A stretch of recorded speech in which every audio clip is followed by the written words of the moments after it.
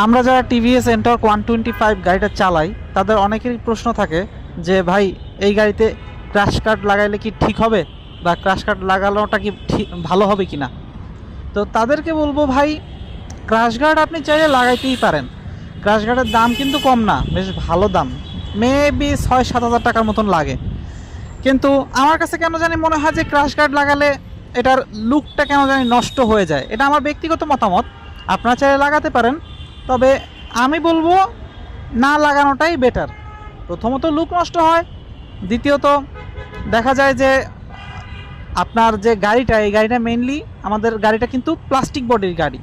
তো ক্র্যাশ গার্ডের কিন্তু একটা ওয়েট আছে, এই ওয়েট নিয়ে আপনি বাংলাদেশের রাস্তায় যখন চালাবেন, এটা কিন্তু এই যে বিভিন্ন ঝাঁকি টাকি এইসবে কিন্তু এই প্লাস্টিকের যে নাটগুলা যেখানে ওরা এগুলাকে লাগায়, এগুলো কিন্তু আস্তে আস্তে লুজ হয়ে যায় ওয়েটের কারণে। তো এক পর্যায়ে কিন্তু গাড়িটা আপনার ঝনঝন ঝনঝন করবে। সো এসব দিক দিয়ে চিন্তা যদি করেন, সেক্ষেত্রে আমি আপনাকে বলবো যে এটা না লাগানোটাই বেটার।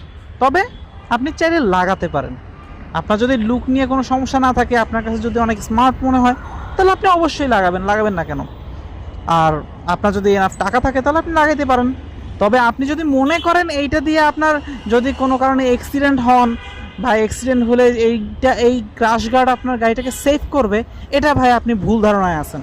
এটা কোনো সেফই আপনাকে করবে না, বরং যদি এটা কোনোভাবে পড়ে যায়, ওই ক্র্যাশ গার্ডের কারণে আপনার প্লাস্টিক বডি থেতলে যেতে পারে, এতে আরও বিপদ আপনার বাড়বে। এর থেকে ক্র্যাশ গার্ড না থাকলেই ভালো, লস।